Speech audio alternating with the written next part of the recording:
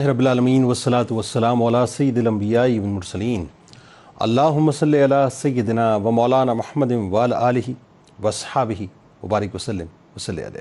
دنیا کے تمام دیکھنے والوں، تمام چاہنے والوں، تمام پیار کرنے والوں کو اور جہاں جہاں تک اس وقت میری آواز کو سنا اور مجھے دیکھا جا رہا ہے، جنید اقبال کی جانب سے انتہائی محبت کے ساتھ السلام علیکم۔ ایک بار پھر ناظرین، پر نور صبح میں صبح نور کے ساتھ میں آپ کو خوش آمدید کہتا ہوں، اور اس وقت ہم اسلام آباد اسٹوڈیوز میں موجود ہیں۔ تو آئیے بلا توقف چلتے ہیں حضرت ابو انیس محمد برکت علی علیہ رحمہ کی تالیف اسماء النبی کریم صلی اللہ علیہ وآلہ وسلم سے رسول اللہ صلی اللہ علیہ وآلہ وسلم کا ایک اسم مبارک پڑھنے اور سننے کی سعادت حاصل کرتے ہیں۔ سیدنا صاحب العلم صلی اللہ علیہ وآلہ وسلم، ہمارے سردار تمام علوم کے مالک، درود و سلام بھیجے اللہ آپ صلی اللہ علیہ وآلہ وسلم پر، آپ صلی اللہ علیہ وآلہ وسلم کے آل پاک اور صحابہ کرام رضوان اللہ تعالیٰ علیہم اجمعین پر۔ حضرت ابو امامہ رضی اللہ تعالیٰ عنہ سے روایت ہے کہ رسول اللہ صلی اللہ علیہ وسلم کے سامنے دو آدمیوں کا ذکر کیا گیا، جن میں سے ایک عابد تھا، دوسرا عالم۔ تو آپ صلی اللہ علیہ وآلہ وسلم نے فرمایا کہ عابد پر عالم کی فضیلت اسی طرح ہے جس طرح میری فضیلت تم میں سے ایک ادنا پر ہے۔ پھر آپ صلی اللہ علیہ وآلہ وسلم نے فرمایا کہ بے شک اللہ تبارک و تعالیٰ اور اس کے فرشتے، تمام زمین و آسمان والے، یہاں تک کہ چونٹی اپنے بل میں اور مچھلیاں بھی اس شخص کے لیے جو بھلائی کی تعلیم دیتا ہے رحمت طلب کرتی ہیں۔ ناظرین کرام، آج ہستی ہی ایک ایسی ہے کہ واقعی اللہ تعالیٰ ان پر کروڑوں رحمتوں کا نزول فرمائے کہ علم اپنی انتہا پہ نظر آتا ہے، فقہ کہ وہ امام نظر آتے ہیں، ناظرین حدیث کے امام نظر آتے ہیں۔ اور میں اگر یہ کہوں تو جملہ غلط نہ ہوگا کہ دنیا میں جب تک مسلمان آتے رہیں گے ناظرین، ان مسلمانوں پر ان کا احسان ہے۔ دنیا انہیں نعمان بن ثابت المعروف امام اعظم امام ابو حنیفہ رحمۃ اللہ علیہ کے نام سے جانتی ہے، اور آج ناظرین ہم بنیادی طور پر ان کی بارگاہ میں ہدیہ تہنیت پیش کریں گے۔ یعنی یوں کہیے کہ آج بس امام کی بارگاہ میں یہ عرض کریں گے کہ امام، ہم آپ سے پیار کرتے ہیں، محبت کرتے ہیں، عشق کرتے ہیں، ہم آپ کے مطیع ہیں، ہم آپ کے فرما بردار ہیں۔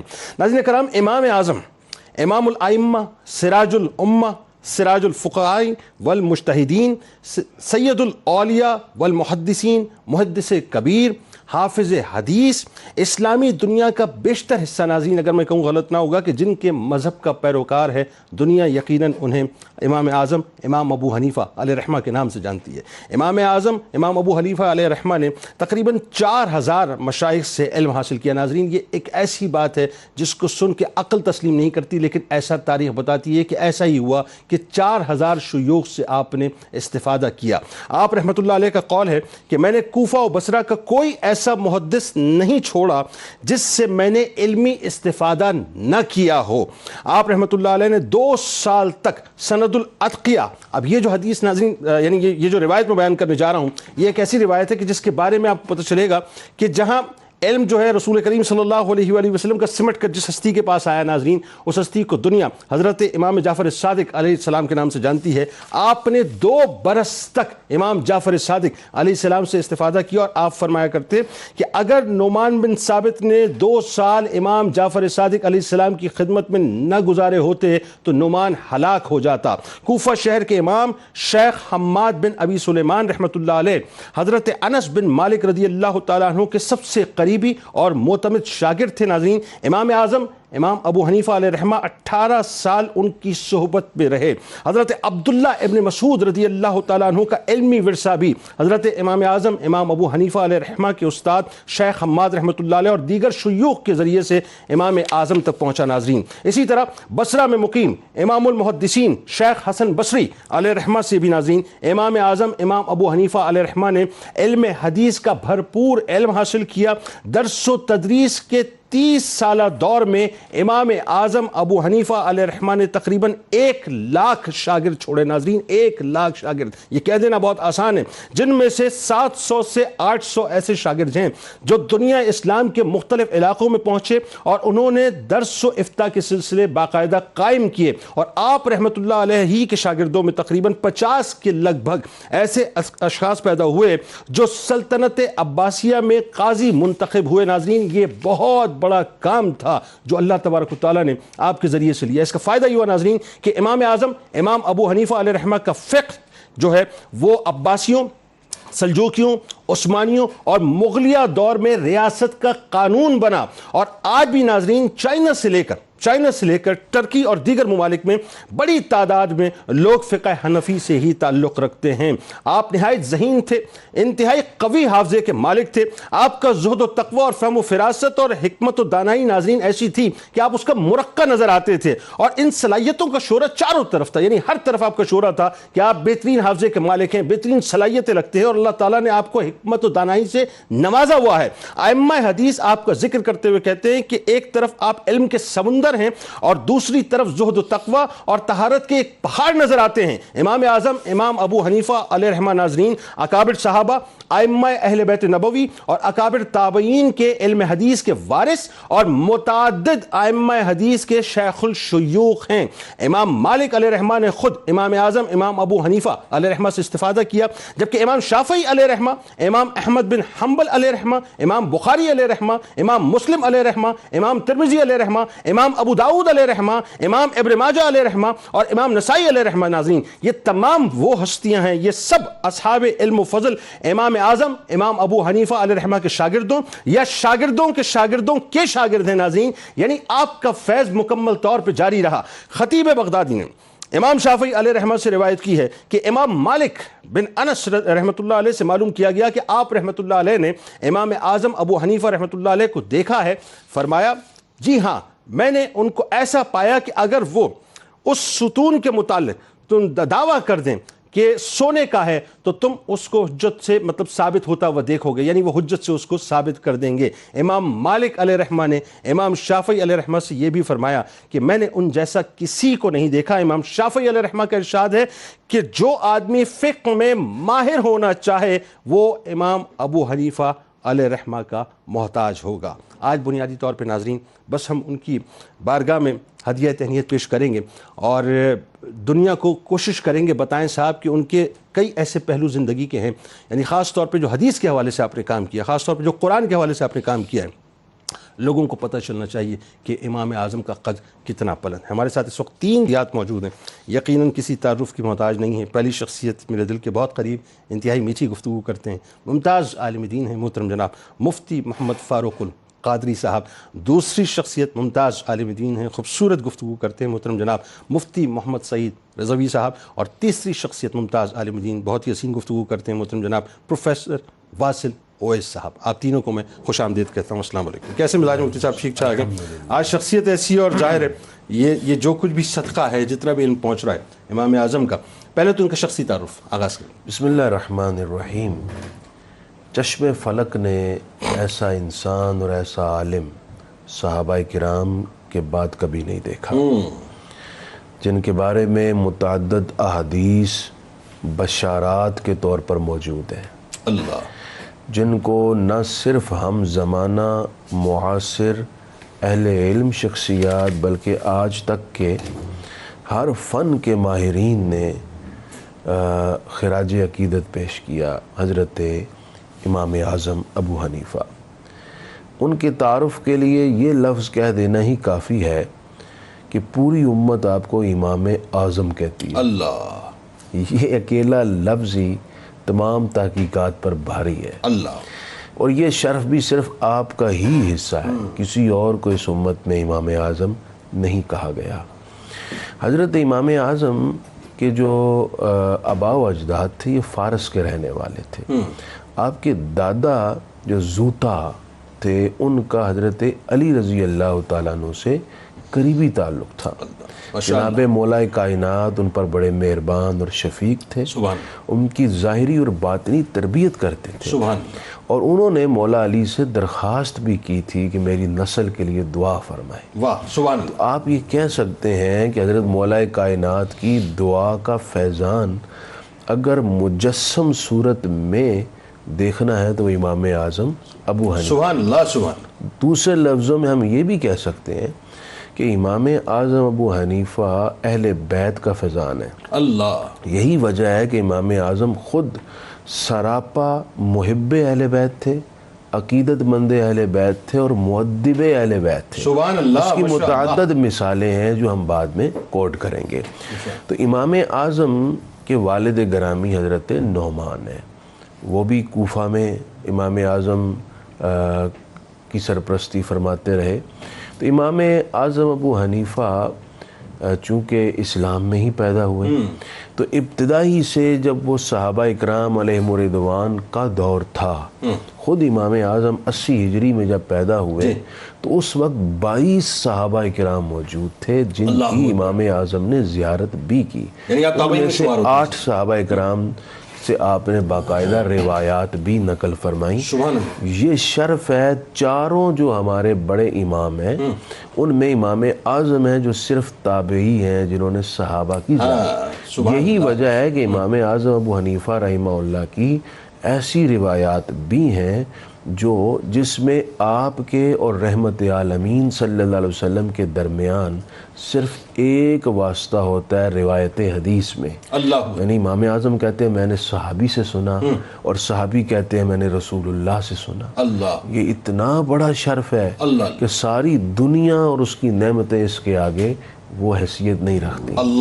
اور امام بخاری رحمۃ اللہ علیہ کی میں ضمناً بات کر دوں، امام بخاری رحمۃ اللہ علیہ نے اپنی صحیح بخاری میں 22 روایات نقل کی ہیں جو ثلاثیات ہیں، یعنی امام بخاری کے اور حضور صلی اللہ علیہ وآلہ وسلم کے درمیان 3 راویوں کا واسطہ ہوتا ہے، اور ان 22 میں سے 8 روایات امام بخاری نے اپنے استاد حضرت مکی بن ابراہیم سے نقل کی، اور امام مکی بن ابراہیم یہ امام اعظم ابو حنیفہ کے شاگرد ہیں۔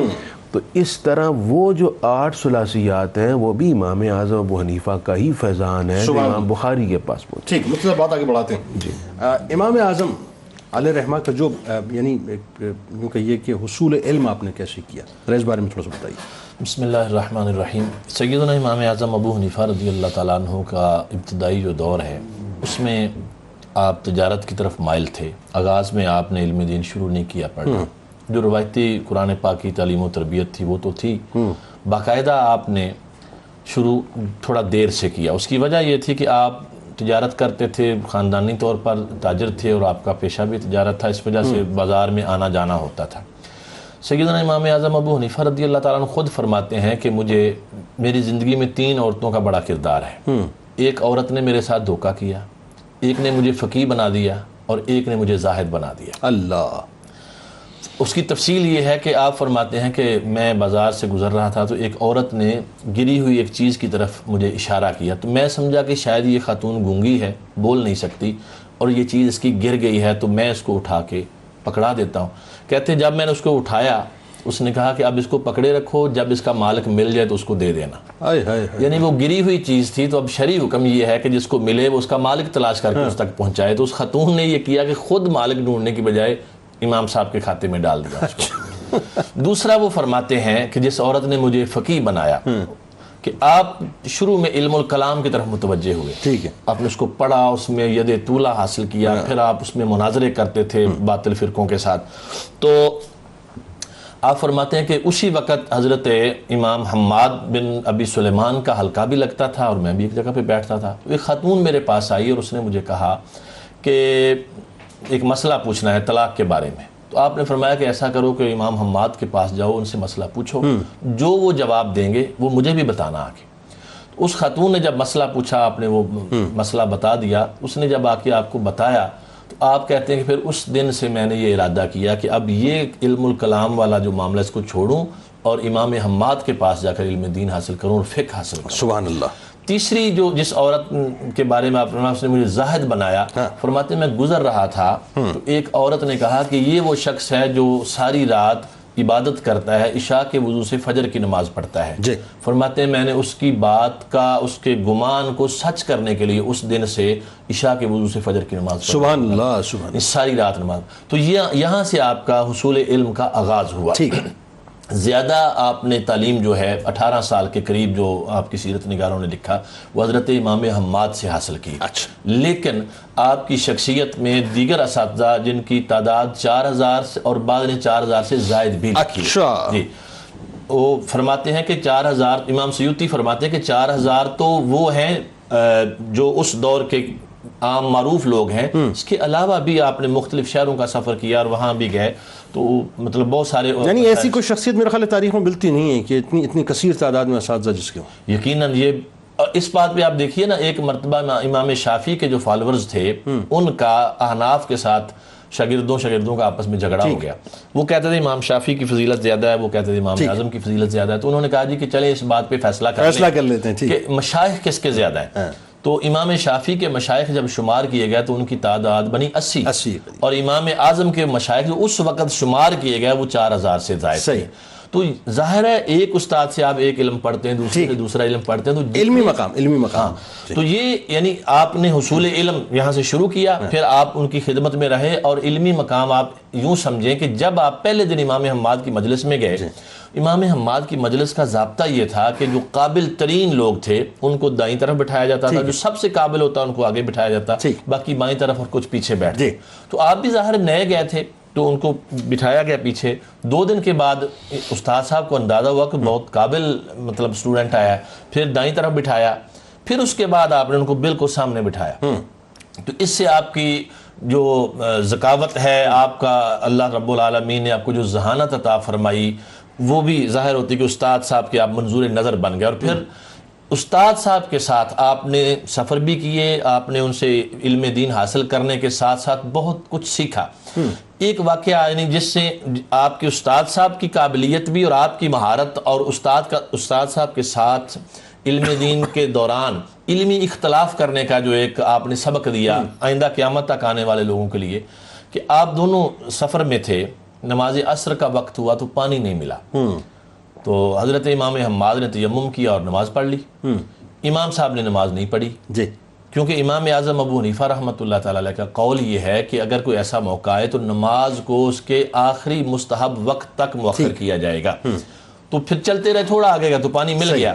تو حضرت امام حماد نے اس بات پر اتنی خوشی کا اظہار کیا کہ میرے شاگرد نے میرے ساتھ یہ علمی اختلاف کیا, حالانکہ میں استاد تھا, جب میں نے پڑھی تھی یہ بھی پڑھ لیتے, لیکن امام صاحب نے اپنے اجتہاد پہ عمل کیا اور استاد صاحب نے اس کو پسند کیا. ٹھیک, صحیح. تو اچھا بات آگے بڑھاتے ہیں مفتی صاحب, آپ کی طرف آتے ہیں. فن حدیث کے حوالے سے جو ظاہر امام صاحب کا جو مقام امام علیہ رحمہ کا, ذرا اس بارے میں تھوڑا سا بتائیے. بسم اللہ الرحمن الرحیم. میں عرض کروں کہ جو ابھی بات مفتی قادری صاحب فاروق قادری صاحب کر رہے تھے کہ امام بخاری رحمۃ اللہ علیہ نے اپنی بخاری شریف میں جن احادیث پر ان کو بھی بڑا ایک ناز تھا کہ میں نے 3 واسطے ہیں صرف نبی اکرم صلی اللہ علیہ وسلم کے درمیان ان کے, امام بخاری کے 22 کل جو ثلاثیات ان کی کہلاتی ہیں کہ یہ ثلاثیات ہیں 3 واسطوں سے آپ صلی اللہ علیہ وسلم تک. ان 22 ثلاثیات میں سے 20 ثلاثیات تو وہ ہیں کہ جن سے وہ لے رہے ہیں وہ امام اعظم ابو حنیفہ رحمۃ اللہ علیہ کے شاگرد ہیں. 20 ثلاثیات امام اعظم ابو حنیفہ رحمۃ اللہ علیہ کے شاگردوں سے ہیں. اب حدیث میں جو معاملہ ہے مکی بن ابراہیم کی جو حیثیت بتائی گئی, تو مکی بن ابراہیم خود یہ بتاتے ہیں, یہ امام بخاری رحمۃ اللہ علیہ کے بڑے پائے کے یعنی شیخ ہیں, تو مکی بن ابراہیم چونکہ وہ شاگرد ہیں امام اعظم ابو حنیفہ رحمۃ اللہ علیہ کے, وہ یہ فرماتے ہیں کہ اپنے زمانے کے سارے اماموں سے عظیم ترین امام ابو حنیفہ رحمۃ اللہ علیہ. اللہ اکبر. جو خود محدث ہیں امام مکی بن ابراہیم, وہ امام اعظم ابو حنیفہ رحمۃ اللہ علیہ کے بارے میں یہ فرما رہے ہیں. اب امام اعظم ابو حنیفہ رحمۃ اللہ علیہ کی 16 احادیث وہ ہیں جو احادیات کہلاتی ہیں, جن میں نبی اکرم صلی اللہ علیہ وسلم اور آپ کے درمیان صرف ایک صحابی کا واسطہ ہے. ان میں سے ہی وہ جو عبداللہ بن حارث رضی اللہ تعالیٰ عنہ کی روایت خود امام اعظم ابو حنیفہ رحمۃ اللہ علیہ لیتے ہیں کہ عبداللہ بن حارث رضی اللہ تعالیٰ عنہ, یا آپ 16 سال کی عمر میں مکہ مکرمہ گئے تو وہاں ملاقات ہوئی عبداللہ بن حارث رضی اللہ تعالیٰ عنہ سے. اب وہاں کی وہ حدیث جو وہ مجلس میں بیٹھ کے بیان کر رہے تھے, تو امام اعظم ابو حنیفہ رحمۃ اللہ علیہ اس کے راوی کہ میں نے عبداللہ بن حارث سے سنا, وہ یہ کہہ رہے تھے من تفقہ فی دین اللہ کفاہ اللہ مہمہ ورزقہ من حیث لا یحتسب. یہ حدیث وہ کہتے ہیں کہ عبداللہ بن حارث نے کہا کہ رسول اللہ صلی اللہ علیہ وسلم نے فرمایا جو اللہ کے دین میں تفقہ حاصل کرتا ہے اللہ تعالیٰ اس کی ساری مہمات کے لیے کافی ہو جاتا ہے, اور اسے ایسی جگہ سے رزق دیتا ہے جہاں سے گمان تک نہیں ہوتا. یہ احادیات کی مثال ہے. آپ کی سنائیات ہیں جہاں نبی اکرم صلی اللہ علیہ وسلم اور امام اعظم ابو حنیفہ رحمۃ اللہ علیہ کے درمیان 2 صحابہ, ایک تابعی اور ایک صحابی کا واسطہ ہے. ان کی تعداد 2000 ہے. پھر ثلاثیات ہیں جن میں 3 واسطے سرکار دو عالم صلی اللہ علیہ وسلم تک ہیں، ان کی تعداد 4000 ہے، یعنی 6000 احادیث تو یہ ہیں جو ابھی ہیں، اور رباعیات کا تو شمار ہی نہیں ہے، جن میں 4 واسطے ہیں آپ صلی اللہ علیہ وسلم کے درمیان اور امام اعظم ابو حنیفہ رحمۃ اللہ علیہ کے درمیان۔ تو حدیث میں اتنا بڑا جو ذخیرہ ہمارے پاس ہے، کل مسانید، میں ایک عرض کروں، یہاں عام طور پر ایک بات کہی جاتی ہے کہ امام اعظم ابو حنیفہ رحمۃ اللہ علیہ آپ کو شاید 17 احادیث، یہ ایک بڑا بہتان اور الزام بھی لگ جاتا ہے آپ پر، 17 احادیث کا علم تھا، اس سے زیادہ نہیں تھا۔ بات یہ ہے، یہ اصل میں تھوڑی سی کتابت کی غلطی ہوئی ہے۔ اصل میں امام اعظم ابو حنیفہ رحمۃ اللہ علیہ کی مسانید کی تعداد 17 تھی، وہ جو مسانید ہیں ان کی تعداد 17 تھی، اور 17 یا 17 جہاں لکھا گیا، آگے جہاں مسانید لکھنا تھا وہاں غلطی سے یا کسی کی شرارت سے وہاں پر حدیث کا لفظ آ گیا۔ ایکچولی تھا یہ کہ وہ 17 مسانید تھیں جو کتابت کی غلطی سے 17 حدیث، یعنی ایسی غلطی کہ صدیوں پہ محیط ہو، صدیوں پر محیط ہو گئی۔ ایسی بھی امام بخاری رحمۃ اللہ علیہ کی بخاری شریف میں بھی بعض ایسے نکات ہیں جہاں الفاظ حروف گرنے سے بہت سارے مسائل پیدا ہوئے۔ اب یہ لیکن اتنا بڑا کام جب آپ کا حدیث کے حوالے سے ہے، حدیث کے حوالے سے، شخصیت کے حوالے سے جو اس طرح سے نمایاں کیوں نہیں کیا جاتا؟ یہی تو ایک مسئلہ بن گیا، کیونکہ امام اعظم ابو حنیفہ رحمۃ اللہ علیہ کے حاسدین بھی تو اسی حساب سے پیدا ہو گئے، جس اعتبار سے آپ کا علمی مقام تھا اسی اعتبار سے ان کے حاسدین۔ اب یہاں پر امام ابو یوسف رحمۃ اللہ علیہ جو ان کے شاگرد ہیں، ان کو تو قاضی القضات بنا دیا گیا اور ان کو مانا جاتا ہے کہ حدیث کے بہت بڑے عالم۔ یہی امام ابو یوسف رحمۃ اللہ علیہ امام اعظم ابو حنیفہ رحمۃ اللہ علیہ کے بارے میں فرماتے ہیں، ما رأیت احدا اعلم بتفسیر الحدیث والنواظر والنکت التي فيها من الفقہ من ابی حنیفہ رحمۃ اللہ علیہ۔ وہ کہتے ہیں کہ میں نے حدیث کے علم کی جو تفسیر ہے، حدیث کی جو تفسیر ہے، اس تفسیر کو بیان کرنے والا ابو حنیفہ سے بڑا کوئی بندہ دیکھا ہی نہیں۔ بے شک، اور بلکہ قاضی القضاء کی آفر تو آپ کو بھی ہوئی تھی، آپ کو ٹھکرا دیا تھا نا، آپ نے ٹھکرا دیا تھا، اور وہی رفت بعد میں جا کے جو ہے وہ عباسیوں کو جو کھل گئی تھی۔ بہرحال اب اس میں فن حدیث کے حوالے سے تھوڑی سی بات ہوئی، اس میں مفتی صاحب آپ ذرا بتائیے کہ فقہ میں جو امام صاحب کا مقام ہے، یعنی حدیث پہ اگر آپ تھوڑا سا مزید کلام کرنا چاہیں، لیکن ساتھ ساتھ فقہ میں جو آپ کا مقام اس پہ ذرا کلام فرمائیے۔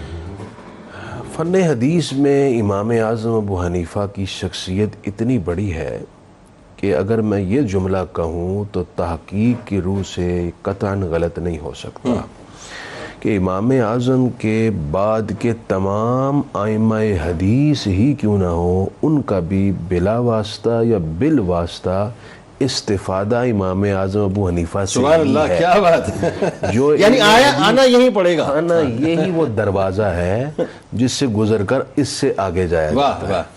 دوسری بات یہ ہے، امام اعظم کی حدیث کے اندر قابلیت اور نظر کی دقت اور گہرائی پر سب سے بین دلیل یہ ہے کہ امام اعظم سے مروی 5 لاکھ مسائل میں سے کوئی مسئلہ بھی حدیث کے خلاف نہیں ہے۔ سبحان اللہ، کیا بات ہے۔ جس شخص کی حدیث پر نظر ہی نہ ہو، کیا یہ ممکن ہے کہ وہ ایسے مسائل پیش کرے جو حدیث کے خلاف؟ اللہ، یہ اسی صورت میں ممکن ہے کہ جب پورا ذخیرہ حدیث امام صاحب کی نظر کے سامنے تھا اور ان احادیث میں سے ہر قسم کی حدیث، جس میں مثلا ایک حدیث میں یہ ہے کہ کوئی شخص رکعات کی تعداد بھول جائے تو وہ کیا کرے، نئے سرے سے نماز پڑھے۔ دوسری حدیث پاک میں ہے، بعض روایتوں میں یوں ہے کہ رکعات کی تعداد بھول جائے تو غور و فکر کرے، ٹھیک ہے، جدھر اس کی زن غالب ہو ادھر معمول کرے، اتنی قرار دے۔ تو اب مختلف طرح کی روایات ایک مسئلے میں ایسی تو آپ کو اسی عنوان پر اسپیسیفک کتابیں لکھی ہوئی ہیں کہ ایک مسئلہ ہے اور روایات کئی طرح کی ہیں۔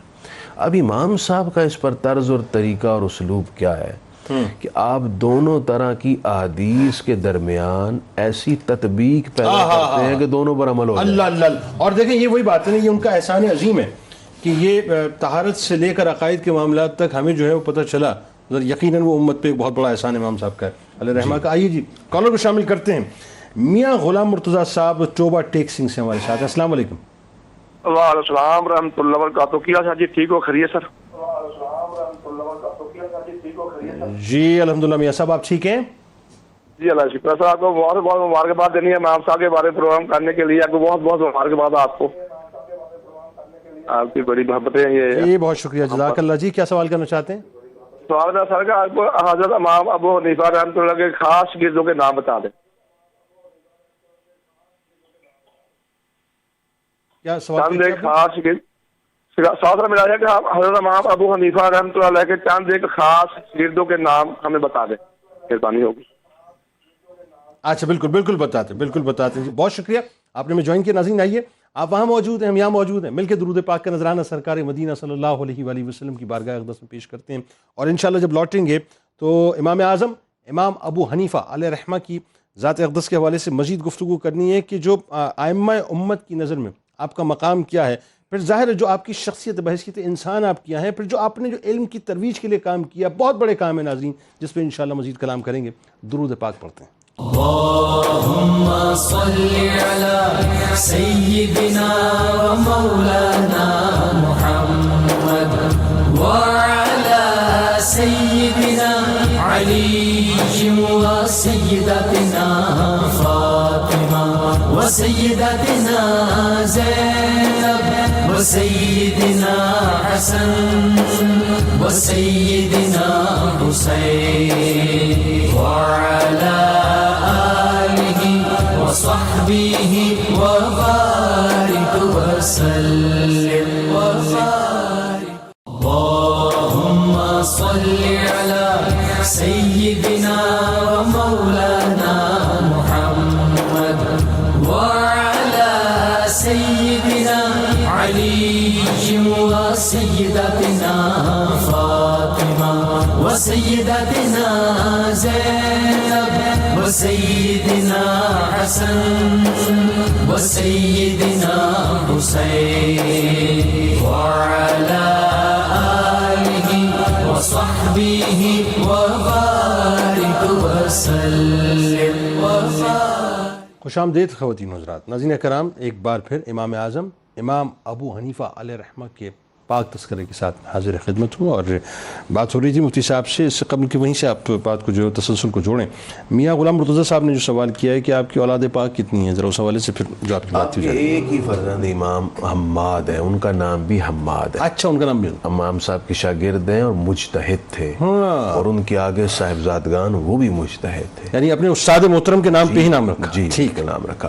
امام صاحب کی علم حدیث پر بات ہو رہی تھی, میں اس میں یہ بھی عرض کر دوں, امام صاحب رحمہ اللہ نے 40,000 احادیث میں سے انتخاب کر کے کتاب الآثار لکھی. اللہ, اس میں یہ کہا جا سکتا ہے کہ امام بخاری کو تو 6 لاکھ احادیث یاد تھیں, تو عرض یہ ہے کہ وہ بالتکرار تھیں. یعنی ایک حدیث ہے نا, اس کو سننے والے 100 لوگ ہیں, تو اس کو کہہ دیا جاتا ہے کہ یہ 100 حدیثیں ہیں, کیونکہ ہر حدیث کی سند مختلف ہو گئی. اچھا, امام صاحب کے دور میں چونکہ آپ نے صحابہ سے اور تابعین سے سنی تھی تو تکرار کم تھا, ورنہ امام صاحب کو جو روایات یاد تھیں وہ تو اس وقت کی ساری روایات ہی آپ کی نظر میں تھی, کیونکہ آپ ایک مجتہد تھے, اور مجتہد کی نظر میں جب تک پورا ذخیرہ حدیث نہ ہو وہ اس وقت تک ایک فقہی مسئلہ اخذ کر کے امت کو متفق علیہ راہ نہیں دے سکتا. اچھا, اس میں ذرا سا کلام فرمائیے کہ ظاہر اس وقت کوفہ جو ہے وہ احادیث کا گھر کہلاتا تھا. جی ایسے, آپ کی جائے پیدائش بھی وہی, بالکل ایسے, آپ کا سب سے زیادہ آنا جانا بھی وہاں, پھر بصرہ, پھر حرمین شریف فین جو ہے یہ آپ کا آنا جانا رہتا تھا مسلموں, اور احادیث کے سلسلے میں دنیا حدیث کے 3 بڑے مراکز تھے اس وقت. پہلا حرمین شریفین, ٹھیک ہے, دوسرا کوفہ, اور کوفے کو اسپیسیفک بسایا ہی اس لیے گیا تھا, اور اس میں حضرت عمر نے پھر حضرت علی نے بڑے بڑے جو حدیث کے منجھے ہوئے صحابہ اکرام اساتذہ تھے ان کو وہاں مختص کیا. سعد بن ابی وقاص رضی اللہ تعالیٰ. تیسرا مقام تھا بصرہ, اور ان تینوں مقامات سے حضرت امام اعظم ابو حنیفہ نے حدیثیں جمع کی, اپنے ذہن میں دل میں سموئی. اور فقہ کی آپ نے بات کی, فقہ کا مطلب ہی یہی ہے کہ قرآن اور حدیث سے مسئلے کا استنباط. امام صاحب کی اس پہ نظر کی صرف ایک مثال عرض کر دوں کہ ایک حدیث پاک ہے جو ترمذی میں ہے, غیلان بن سلمہ ثقفی سے روایت ہے. ان کو نبی ان کے بارے میں حدیث ہے کہ جب انہوں نے اسلام قبول کیا تو ان کی 10 بیویاں تھیں. نبی کریم صلی اللہ علیہ وسلم نے فرمایا ان میں سے 4 رکھ لیں, باقیوں کو طلاق دے دیں. ٹھیک ہے. حضرت امام اعظم ابو حنیفہ کا قول یہ ہے کہ 4 جو پہلے والی ہیں ان سے نکاح جائز رہا, باقی جو 5ویں سے لے کر آگے تک ہے ان کو چھوڑنا پڑے گا۔ تو اب امام صاحب پر یہ سوال ہوا کہ جناب حدیث میں تو اس طرح مطلقاً کہا گیا اور آپ نے پہلی 4 کی تخصیص کر دی۔ تو امام صاحب کی اب نظر کی گہرائی دیکھیں، آپ نے فرمایا کہ یہ روایت قرآن کے خلاف ہے۔ قرآن میں فَانْكِحُوا مَا طَابَ لَكُم مِّنَ النِّسَاءِ مَثْنَىٰ وَثُلَاثَ وَرُبَاعَ، اس میں قرآن مجید نے 4 عورتوں تک نکاح کی پرمیشن دی، ٹھیک ہے، اس سے آگے نکاح ہی جائز نہیں، تو ان 4 سے نکاح جائز ٹھہرا تھا، وہ رد نہیں۔ اب پھر اس حدیث کا کیا کریں گے حضرت؟ تو امام صاحب نے فرمایا یہ حدیث اس آیت کے نزول سے پہلے کی ہے، اللہ جب یہ آیت نازل ہوئی تو وہ حکم منسوخ ہو گیا۔ اب یہ امام باریک بات ہے، یہ کرتا ہے ایک مجتہد، اور دنیا کے سارے مجتہدین جو قیامت تک آئیں گے ان کے امام ہیں، امام اعظم۔ اب اس میں دیکھیں ایک بات، اس بات کو یوں آگے بڑھاتے ہیں مفتی صاحب کہ لیٹ سے آج 1450 برس بعد کوئی شخص اگر صرف اس حدیث مبارکہ کو پڑھے تو وہ معنی اور مفاہیم جو ہے اگر صرف اس سے اسی طرح سے اخذ کرے تو صورتحال بالکل مختلف ہے، لیکن وہی بات ہے اس کے لیے جانا پڑے گا کسی عالم کے پاس، اور عالم وہ میں ہو جو امام اعظم کی صورت میں ہو، تب وہ بتائیں گے کہ اصل مسئلہ بنیادی طور پہ کیا۔ اچھا ابھی بتائیے کہ ائمہ امت، ظاہر ہے آپ کو بڑا ریگارڈ کرتی ہے، بڑے بڑے ائمہ نے آپ کے بارے میں جو ہے بڑے خوبصورت، بڑے حسین اور بڑے مؤدب قسم کے القابات آپ کو دیے ہیں اور تعریفیں کی ہیں، تو ذرا اس بارے میں بتائیے کہ ان کا مقام اور مرتبہ ان کی نظر میں کیا ہے؟ دیکھیے ایک تو معاصرین ہوتے ہیں، ہم زمانہ جو علماء انہوں نے تعریفیں کی، بعد میں آنے والوں نے تعریفیں کی، پہلوں نے بھی تعریفیں کی جو آپ سے بڑے ہیں، جو بزرگ ہیں۔ حضرت سیدنا امام محمد باقر رحمۃ اللہ تعالیٰ علیہ، آپ کی بارگاہ میں کسی نے یہ آپ کے حوالے سے بات پہنچا دی کہ جی وہ کوفہ میں ایک ہے نعمان بن ثابت نام کا شخص ہے، وہ تو آپ کے نانا جی کے دین کو بدل رہا ہے۔ اللہ، تو آپ جب حاضری کے لیے آئے حج بیت اللہ کے موقع پر تو آپ کو زیارت کا موقع ملا، تو امام صاحب نے طلب فرمایا امام محمد باقر علیہ رحمت نے، تو حاضر ہوئے۔ تو پہلے تو یہاں امام صاحب نے ادب سکھایا کہ سادات کرام کا، حضور کی آل کا ادب، وہ بلند مقام پہ بیٹھے اور آپ 2 زانو ہو کے ان کے سامنے بیٹھے۔ تو انہوں نے پہلا سوال یہ کیا کہ آپ بھی وہ شخص ہیں جو میرے نانا جی کے دین کو بدل رہے ہیں؟ آپ نے عرض کیا کہ حضور اگر اجازت ہو تو میں کچھ باتیں آپ سے عرض کرنا چاہتا ہوں۔ تو آپ پوچھو۔ کہا جی میرا پہلا سوال یہ ہے کہ آپ ارشاد فرمائیے کیا مرد کمزور ہے یا عورت کمزور ہے؟ فرمایا کہ عورت کمزور ہے۔ تو آپ نے عرض کیا کہ حضور اگر عورت کمزور ہے تو اس کا حصہ وراثت میں دگنا ہونا چاہیے تھا، یہاں تو دگنا مرد کا ہے۔ اگر میں اپنی مرضی کرتا یا آپ کے نانا جان کے دین کو بدلتا تو میں مرد کا دگنا نہ رکھتا بلکہ عورت کا دگنا رکھتا، تو میں نے بھی وہی رکھا ہے جو قرآن کا فیصلہ، جو آپ کے نانا جی کا فیصلہ، لہٰذا میں دین بدلنے والا نہیں۔ دوسرا سوال آپ نے پوچھا کہ حضور نماز کی اہمیت زیادہ ہے یا روزے کی اہمیت زیادہ ہے؟ تو انہوں نے فرمایا کہ نماز کی اہمیت زیادہ ہے۔ آپ نے عرض کیا کہ حضور پھر خواتین کے لیے جن ایام میں نماز پڑھنے کی اجازت نہیں ہوتی اور روزہ رکھنے کی اجازت نہیں ہوتی، اس کے بعد ہم روزے کی قضا تو لازم قرار دیتے ہیں، نمازوں کی قضا کیوں لازم قرار نہیں دیتے؟ جبکہ نماز زیادہ اہم ہے۔ اگر میں اپنی مرضی کرتا، اپنا دین میں تبدیلی کرتا تو میں نمازوں کی قضا لازم قرار دیتا۔ تو اسی سے متعلق ایک تیسرا مسئلہ بھی پوچھا، تو آپ نے جب جواب ارشاد فرمایا تو حضرت سیدنا امام محمد باقر رحمۃ اللہ علیہ نے آپ کو سینے سے لگایا، آپ کی پیشانی پہ بوسہ دیا۔ یہ اعزاز تھا ان کا، جو ابھی آپ نے جو سوال کیا کہ آپ کے معاصرین نے، آپ کے اماں نے آپ کو کیسے یاد کیا؟ امام باقر علیہ السلام کا سینے مبارک سے لگانے کا مطلب یہ، میں اس کو اس طرح بھی دیکھتا ہوں کہ ایک تو اپریسیشن، دوسرا پتہ نہیں کتنے ہی علوم جو ہے آپ نے منتقل کر دیا ہوں۔ یہی بات میں آگے کرنے جا رہا تھا کہ یہ آپ کی کرم نوازی تھی اور میسج تھا ان لوگوں کے لیے جو حضرت سیدنا امام اعظم کے بارے میں بدگمانیاں پھیلا رہے تھے۔ آپ نے سینے سے لگا کے بتا دیا کہ یہ شخص جو میرے نانا جان کے دین کی خدمت کر رہا ہے، اس کی جگہ ہمارے سینے کے پاس۔ اور ذرا ائمہ امت کے بارے میں بتائیے۔ حضرت سیدنا امام شافعی رحمۃ اللہ تعالیٰ کی بھی بات ہوئی۔ آپ یہ فرمایا کرتے تھے کہ پوری دنیا میں لوگ فقہ سیکھنے میں امام اعظم ابو حنیفہ کے محتاج ہیں، اور فرمایا ہم سب جتنے بھی فقہ بیان کرنے والے لوگ ہیں یہ فقہ کے معاملے میں بال بچوں کی طرح ہیں امام اعظم ابو حنیفہ رحمۃ اللہ تعالیٰ علیہ کے۔ اور خود آپ فرماتے ہیں کہ میرا عقیدت اتنی ہے امام صاحب کے ساتھ کہ جب بھی مجھے کوئی حاجت پیش ہوتی ہے، کوئی مشکل پیش آتی ہے، تو میں آپ کی قبر انور پہ حاضری دیتا ہوں اور 2 رکعت نفل پڑھتا ہوں آپ کے اصال ثواب کے لیے، اور پھر اللہ کریم کے حضور اپنی اس حاجت کے لیے دعا کرتا ہوں، میرا مسئلہ حل۔ یہ جملے کس نے کہے؟ امام شافعی رحمۃ اللہ۔ اچھا، امام شافعی نے کہا کہ میں قبر پہ حاضری دیتا ہوں۔ جی جی، قبر پہ مطلب یہ ہے کہ قبر پہ حاضری دینی چاہیے، استعانت کرنی چاہیے۔ اس میں تو یعنی اس پر تو اگر بات کریں تو بات لمبی نکلی. خود نبی رحمت علیہ السلام کرم فرمانے کے لیے ہر سال شہدائے احد کی قبروں پہ جاتے تھے. بھائی سبحان اللہ, یہ امت کے لیے تو آپ ائمہ امت پہ رہیں. جی آئیے. تو حضرت امام احمد بن حنبل ہوں, آپ کے ہم زمانہ بعد میں آنے والے, سب نے حضرت سیدنا امام اعظم ابو حنیفہ رضی اللہ تعالیٰ عنہ کی وہی شان بیان کی جو اللہ رب العالمین نے ان کو عطا فرمائی. ان کے بارے میں کہا کہ میری آنکھ نے ان جیسا فقیہ, ان جیسا عابد, ان جیسا زاہد, ان جیسا نیک, ان جیسا دیانتدار نہیں دیکھا. اللہ. اور یہ ایک آج کل کا دور ہے نا, یہ مبالغہ رائی کا دور ہے, جو جس کو جو جی چاہے کہہ دے. وہ لوگ دیانتدار لوگ تھے, جس کے بارے میں جو بات کہتے تھے وہی کہتے تھے جو دل سے کہتے تھے. تو سیدنا امام اعظم کے بارے میں آپ کے معاصرین نے ایسے کلمات کہے. اور بعد میں جو کتابیں لکھی گئیں, بہت سارے مخالفین نے بھی کتابیں لکھی, لیکن وہ بھی امام صاحب کی ذات پر کوئی ایسی بات نہیں کہہ سکے کہ جس سے کوئی آپ کی شان میں فرق آتا. بعض لوگوں نے تعصب کی بنا پر کچھ کہا, جیسا کہ ابھی ڈاکٹر صاحب نے بھی بات کی.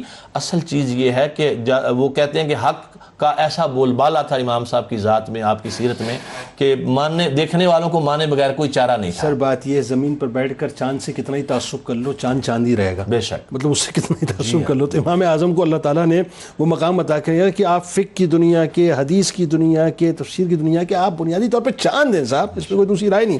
اچھا مجھے صاحب یہ بتائیے کہ فقہ حنفی کی جو آفاقیت ہے, اس کی جو انفرادیت ہے, اس کی جو عالمگیریت ہے, اس میں جو احتیاط ہے, یعنی آپ دیکھیے کہ رہتی دنیا تک جو امام اعظم امام ابو حنیفہ علیہ رحمہ کر گئے, اس کی کوئی مثال مل ہی نہیں سکتی. ذرا اس بارے میں بتائیے. میں آغاز کروں گا اس بات کا نبی اکرم صلی اللہ علیہ وسلم کے ارشاد مبارک سے. حضور صلی اللہ علیہ وسلم کا یہ ارشاد مبارک امام بخاری نے بخاری شریف میں 4897 نمبر پہ, اور امام مسلم نے مسلم شریف میں 2546 نمبر پہ لکھا ہے. اس ارشاد مبارک میں آپ صلی اللہ علیہ وسلم نے ارشاد فرمایا, لو کان الایمان عند ثریا لنالہ رجل او رجال من ہؤلاء. یہ بات آپ نے سلمان فارسی رضی اللہ تعالیٰ عنہ کے کندھے پر ہاتھ رکھ کے دست مبارک رکھا اور فرمایا کہ اگر ایمان ثریا کے قریب ہوگا, ثریا کے پاس بھی ہوگا, تو اس کی نسل میں سے, اس کی قوم میں سے, اس کی قوم میں سے ایسا فرد یا ایسے افراد آئیں گے جو وہاں سے بھی ایمان کو لے کے یہاں دے آئیں گے, سبحان اللہ, یہاں تک لے آئیں گے. یہ ایمان جو ثریا کے پاس بھی ہو, اور سلمان فارسی کی قوم یعنی فارسی النسل, امام ابو حنیفہ رحمۃ اللہ علیہ فارسی النسل ہے. امام ابو حنیفہ رحمۃ اللہ علیہ کے بارے میں یہ جو حدیث آئی, اب کیسے کہا جائے کہ یہ حدیث امام ابو حنیفہ کے بارے میں ہے؟ علامہ جلال الدین سیوطی رحمۃ اللہ علیہ وہ کہتے ہیں کہ سلمان فارسی کی قوم جو فارسی النسل ہوں گے, ان میں کوئی بندہ اس معیار پہ آئے ہی نہیں پورا جس معیار پہ امام ابو حنیفہ کھڑے. سبحان اللہ, ماشاء جو فارسی النسل تھے, ایمان کو ثریا کے مقام سے لے کے نیچے آئے ہیں. امام مسلم نے اس روایت میں جو لفظ لگائے تھے وہ تھے لو کان الدین عند ثریا, یعنی سرکار کے فرمان میں ایمان تھا, اور وہاں پر مسلم شریف میں لفظ ہیں لو کان الدین عند ثریا, دین اگر ثریا کے پاس ہوگا. لیکن علامہ ان کے بھی الفاظ ہیں, میں عرض کرنے لگا, علامہ ابن حزم نے اصول الاحکام جو کتاب ہے جلد نمبر 2 صفحہ نمبر 299 پر, انہوں نے اس میں اندر یہ روایت لکھی ہے لو کان العلم عند ثریا, کہ حضور نے فرمایا اگر علم ثریا کے پاس. اب ان تینوں چیزوں کو جمع کر لیں, ایمان, دین اور علم, یہ اگر ثریا کے پاس بھی ہو. علامہ جلال الدین سیوطی اکیلے نہیں ہیں اس بات میں, ان کے شاگرد محمد بن یوسف دمشقی یہ کہتے ہیں, وہ کہتے ہیں کہ ہمارے جو شیخ ہیں سیوطی, ما جزم بہی شیخنا, انہوں نے جس بات پر فیصلہ دیا ہے نا کہ ان ابا حنیفہ هو المراد من هذا الحدیث ظاہر لا شک فیہ, وہ کہتے ہیں کہ انہوں نے جو کہا ہے نا کہ ابو حنیفہ ہی اس حدیث کی مراد ہیں, یہ بالکل ظاہر بات ہے, اس میں شک کی کوئی نہیں. اللہ. اب جو شخص اس معیار پہ کھڑا ہے کہ وہ ایمان کو, دین کو, علم کو ثریا سے لے کے آتا ہے, اس کی قابلیت کتنی ہوگی. اور پھر جب وہ اپنی معاملات کرے گا, مسائل کو اخذ کرے گا, لوگوں کو بتائے گا, تو ان کا تو پوری دنیا میں پھیل جانا ویسے ہی ایک معاملہ ہے. اب جہاں تک تعلق ہے احتیاط کا اور پھیلاؤ کا, جس کے پاس ایمان زیادہ, جس کے پاس دین کی فہم زیادہ, جس کے پاس علم زیادہ جو ثریا سے لے کے آیا ہے, ظاہر ہے وہ احتیاط بھی پوری کی پوری کرے گا کہ کہاں کوئی معاملہ ایسا نہ ہو جائے جہاں دنیا پھسل جائے. یہ وہ جو مشہور مثال تھی کہ آپ جا رہے تھے اور کیچڑ میں کسی کو پھسلتے بچے کو دیکھا تو اسے کہا بیٹا ذرا سنبھل, اس نے کہا جناب مجھے نہ کہیں, میری خیر ہے، میں اگر پھسلوں گا تو صرف میں پھسلوں گا، اللہ اللہ آپ ذرا قدم احتیاط سے رکھیے گا، اگر آپ پھسلے تو پھر اللہ اکبر اللہ اکبر. پیچھے امت پھسل سکتی ہے. یعنی یہ تو ایسے جملے ہیں کہ رہتی دنیا تک رہتی دنیا تک آئے ہے. آئے. اب امام اعظم ابو حنیفہ رحمۃ اللہ علیہ نے ہر قدم احتیاط سے رکھا. اسی لیے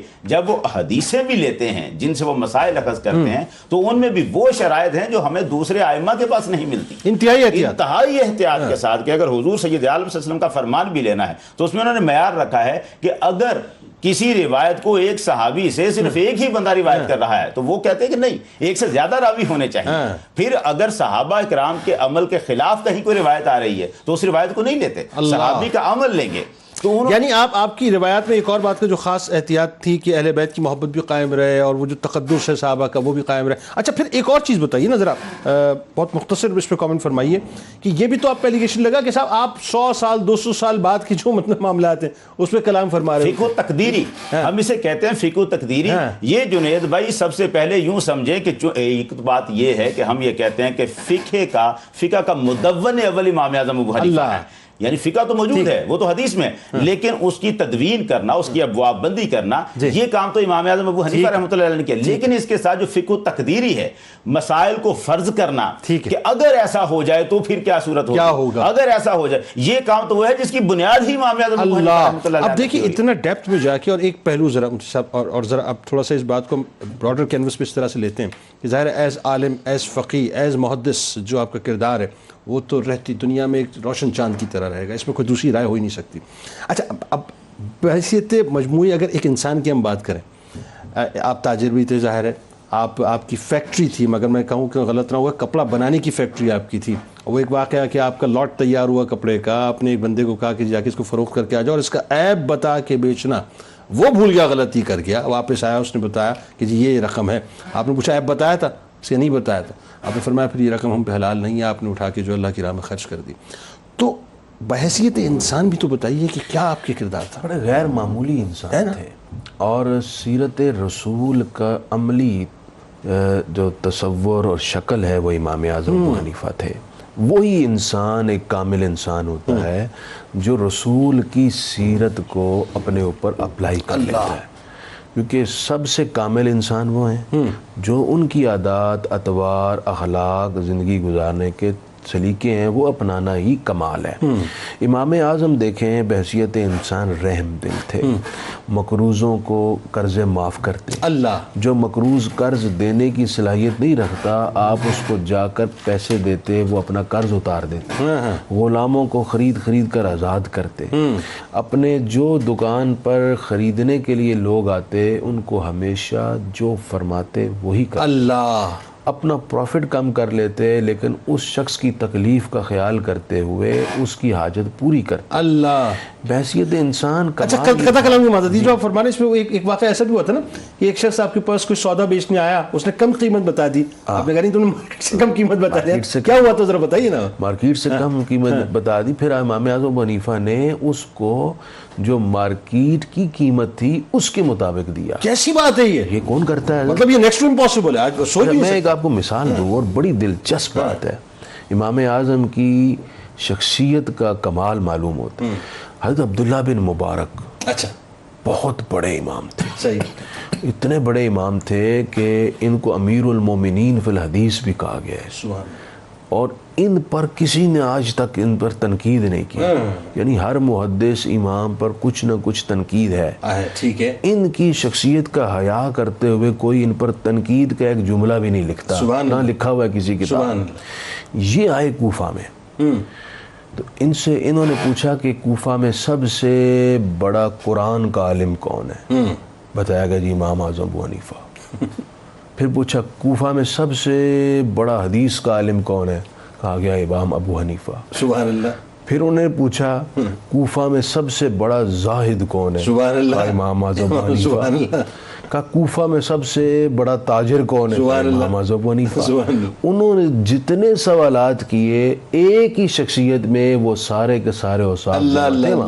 پھر وہ امام اعظم کے شاگرد بن گئے اور امام اعظم ابو حنیفہ رحمۃ اللہ علیہ کی نظر کیمیا اثر نے نہ صرف انہیں مجتہد، محدث، مفسر بنایا، بلکہ وہ اس امت میں ایک کامل ولی کے طور بھی معروف ہیں، اور ان کے اقوال کو باقاعدہ صوفیاء بھی کوٹ کرتے ہیں۔ اللہ اکبر۔ اچھا اس بات کو تھوڑا سا میں، چونکہ وقت بھی کم ہے، میں چاہتا ہوں سب جو ہے وہ اپنا اپنا حصہ شامل کریں کہ عبادت اور ریاضت بھی آپ کی کیسی، یعنی انسان کی عقل جو ہے وہ، میں ایک جملہ میرا ذرا میں سوال کے طور پہ آپ کو فلوٹ کر دوں کہ جہاں اتنا علمی کام، یعنی وہ یوں کہہ لیجئے کہ علم کی، فقہ کی، احادیث کی امپائر نظر آتے ہیں امام اعظم، تو دوسری طرف عبادات کی بھی امپائر نظر آتے ہیں، کیسے مینیج کرتے ہوں گے؟ اچھا صرف عبادات ہی نہیں، جب یہ آپ معاملات کی بات ہوئی، عبادات ہوں، معاملات ہوں یا تعلیم و تعلم ہوں، ہر کام میں آپ اپنے مطلب منفرد ہیں، اور اس کی ایک وجہ جو نظر آتی ہے وہ یہ ہے کہ اللہ کریم نے ان کے وقت میں کوئی خاص برکت رکھی تھی، وہ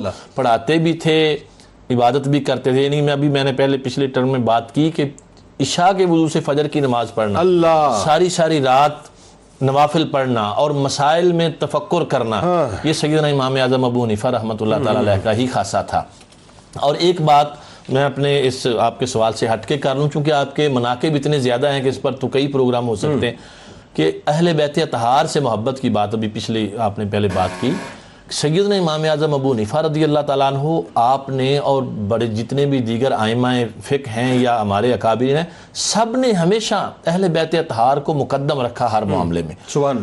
اس دور میں حضرت سیدنا امام زید رضی اللہ تعالیٰ عنہ آپ ہوں یا پھر حضرت سیدنا امام حسن مجتبیٰ کے پوتے حضرت امام محمد نفس زکیہ ہوں، ان کے ساتھ پوری طرح کھڑے رہے امام اعظم ابو حنیفہ، اور اس وقت کے جو حکمران تھے ان کے خلاف جو ان ہستیوں نے راہ عظیمت اختیار کیا تھا، امام اعظم ابو حنیفہ رضی اللہ تعالیٰ عنہ نے اس عظیمت کے رستے میں آپ ان کے ساتھی بھی رہے، ان کے حق میں فتویٰ بھی دیا اور اپنا مال بھی پیش کیا۔ اللہ، اور یہی وجہ ہے کہ پھر وہ عباسی جی ظاہر بات، انہوں نے پھر جو ظلم و ستم کے پہاڑ آپ پر ڈھائے اور آپ کو اپنے طور پر تو انہوں نے تکلیفیں دیں، اور پہلے جو قاضی القضات کا عہدہ پیش کیا آپ نے ریجیکٹ کر دیا، اس نے اس ضد میں کیا کیا، آپ چونکہ شہر نیا تعمیر ہونا تھا، اینٹوں کی ڈھلائی پر آپ کو مقرر کر دیا کہ جی آپ گنے، یہ اینٹیں گن کے بتایا کریں۔ مقصد کیا تھا کہ آپ یہ اس طرح کی حقیر عہدے کو نہیں لیں گے، پھر گڑ گڑائیں گے آ کے میرے پاس تو میں بدل دوں گا۔ تو امام صاحب نے اس موقع پر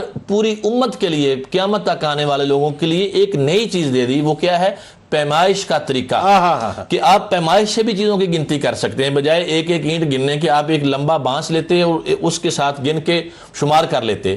آج بھی ہمارے مطلب جب لوگوں کو گننا ہوتا ہے نا، تو وہ کہتے ہیں گراؤنڈ کا ایریا کتنا ہے، اس میں اتنے، ایک جگہ پہ اتنے بندہ کھڑا ہو سکتا ہے، اتنے لوگ آئے ہوں گے، بالکل ایسا یہ سارا امام اعظم ابو حنیفہ کا۔ اچھا جی آخر میں، ظاہر ہے یہ تو عبادات کا تذکرہ آیا، میں تو وہی بتا رہا ہوں نا آپ کو، میں تو انگوش بدندہ رہ جاتا ہوں کہ رمضان المبارک میں 61 قرآن پاک کا تلاوت کرنا، پھر ایک دن میں مطلب ایک رات میں ایک نماز تراویح میں، خود ظاہر ہے مطلب ایک عجیب تصور نظر آتا ہے کہ 7000 مرتبہ قرآن پاک کی تلاوت پوری زندگی میں آپ نے جو ہے 7000 مرتبہ کی، اور 55 مرتبہ آپ نے حج فرمایا۔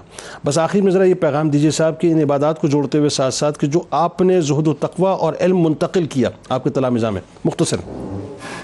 جنید بھائی، لاکھوں کے تعداد میں آپ کے تلامذہ ہیں، وہی بات کہ 800 طالب علم تو وہ تھے جو فقیہ تھے، 50 قاضی بنے، یہ جو علم کا پھیلاؤ سارا کا سارا ہوا، یہ آپ کی جو اپنے اندر کی روحانیت تھی وہ آپ نے منتقل کی ہے اپنے طالب علموں میں۔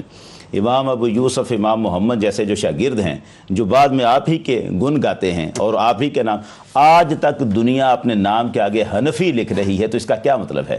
ایک شخص ہے امت محمد کا جس کے ساتھ اتنی عقیدت دنیا کو ہو گئی کہ دنیا نے اپنے نام کا جز بنا لیا ہے اس کے نام کو۔ یہ ایک پیغام ساری دنیا کے لیے ہے کہ اساتذہ کی محبت جب پیدا ہوتی ہے، وہ استاد ہے جس نے یہ کمال کیا۔ میں عرض کروں، یحییٰ بن معاذ رازی نے جو بات کہی تھی، جو سرکار دو عالم صلی اللہ علیہ وسلم کو خواب میں دیکھا، وقت بالکل کم ہو گیا، میں مختصر کرتا ہوں کہ یحییٰ بن معاذ رازی نے خواب میں حضور سے پوچھا، یا رسول اللہ میں آپ کو کہاں تلاش کروں؟ تو آپ نے فرمایا ان دا علم ابی حنیفہ، مجھے ابو حنیفہ کے علم کے پاس تلاش کرنا۔ اور یہ خواب میں آپ نے، یہ خواب میں بالکل ٹھیک۔ آپ کا بہت شکریہ۔